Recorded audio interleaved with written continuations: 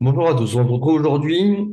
Comment l'iso inertiel peut vous permettre de comprendre et éclairer vos choix dans tout ce qui est l'entraînement de la mécanique de course, de sprint, par exemple au rugby.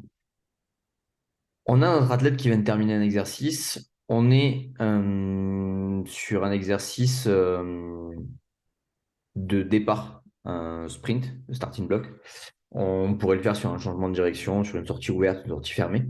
Euh, On a le tableau qui s'est affiché en biofeedback, donc ça c'est ce qu'il a réalisé sur sa série.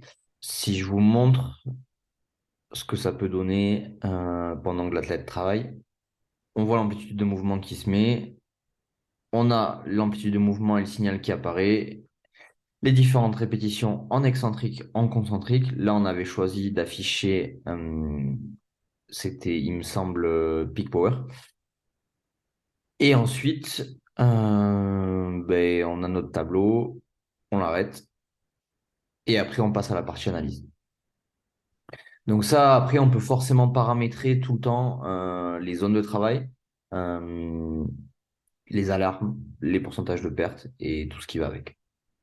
Donc, je reviens à ma série où j'avais mes données. On va aller sur la partie analyse.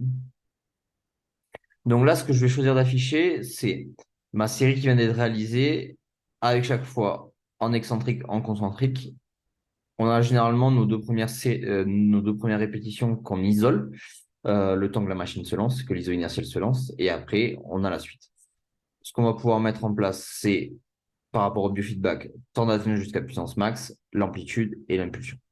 Et donc là, en fait, on va pouvoir commencer à étudier les premières stratégies que l'athlète utilise pour son départ. Le temps d'atteindre jusqu'à puissance max, le pic de puissance, l'impulsion et l'intervalle. Et en fait, on va pouvoir voir que, par exemple, quand on a des temps d'atteinte relativement bas, on a l'amplitude qui diminue. Quand on a le pic de puissance qui monte, forcément, on a l'amplitude qui augmente. Et là, du coup, on va commencer à voir au niveau biomécanique comment l'athlète s'organise pour en fait sortir un output qui est du coup de l'accélération. Ça, c'est l'analyse de la séance. Ensuite, ce qu'on va pouvoir avoir, c'est tout ce qui est screening, notamment pour faire le lien avec les profils force-vitesse ou avec un 1080 par exemple sur l'évaluation de la course. L'avantage, c'est que nous, on va pouvoir s'intéresser simplement à mettre un zoom sur des phases de son cycle de course, que ce soit des amplitudes de mouvement ou des phases d'accélération ou de décélération. Un premier outil qui va nous permettre de choisir la charge en fonction de la puissance, de la vitesse et de la force. C'est-à-dire à quelle charge l'athlète sort sa vitesse, enfin à quelle charge la inertielle on a la vitesse souhaitée pour la qualité à développer, que ce soit en force, en vitesse ou autre chose. Ensuite, on va avoir, par exemple, le profil force-vitesse. Et donc là, ça va être soit dans une phase d'évaluation, mais on a déjà des outils qui sont compétents pour évaluer un sprint sur la longueur. Nous, on va plutôt l'avoir sur un exercice ou sur de savoir un profil force-vitesse pas avant, par exemple, tu vois, donc sur la mécanique. Et surtout là, ce qui est intéressant, c'est de savoir où la séance va se placer dans le spectre force-vitesse de l'athlète. Donc la chance qu'on a, c'est que le logiciel, il prend l'ensemble des séries et du travail que l'athlète a fait, il les met en mémoire. Et donc, du coup, quand il fait le profil force-vitesse, il met la séance qu'on a fait avec l'ensemble des répétitions que l'athlète a en mémoire dans le logiciel sur cet exercice. Et donc là, on va pouvoir, par exemple, mettre en place un profil force-vitesse à gauche, un profil force-vitesse à droite, selon, par exemple, pouvoir faire un peu des différences.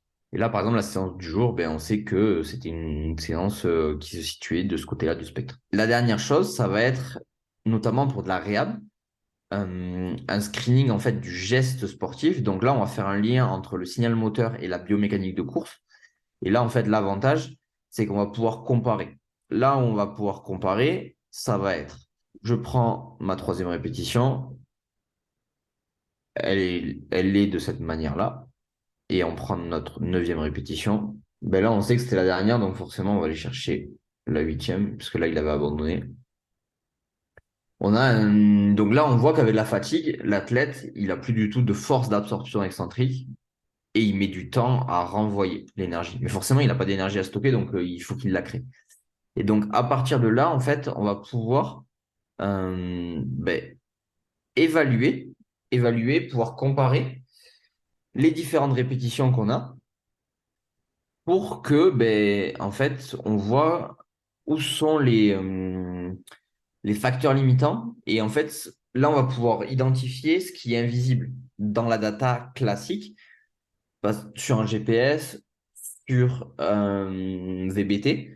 Euh, on va pas aller de manière aussi poussée là-dedans. Et là, grâce à ça, on va pouvoir soit quantifier et réguler la séance de l'athlète, donc savoir à partir de quand il ne supporte plus la séance, même si par exemple, si on compare à des vitesses mètres secondes qui sont, j'allais dire, dans les mêmes zones, mais par contre, on n'a plus du tout la force qui se répartit au même endroit dans l'amplitude, ou alors sur des réhab, de pouvoir identifier des facteurs à risque, faire des tests de pré-saison et pouvoir les comparer pour valider un retour terrain, en plus des autres batteries de tests qu'on a, pouvoir aussi cibler l'invisible qu'on n'a pas jusqu'à présent. Et donc, c'est grâce à ça qu'on arrive à cette machine.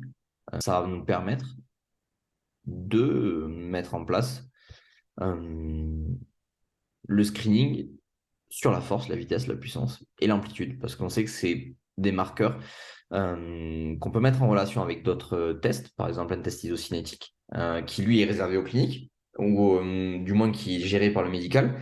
Et là, nous, on a un test qui est plutôt entre du kiné et du prépa physique et qui permet de faire le lien entre tout le staff et surtout nous permet de screener un mouvement, un geste sportif individualisé au poste ou à la discipline ou au mécanisme lésionnel pour qu'en fait on puisse valider par des datas avec l'athlète, ben, mettre en place tout ça.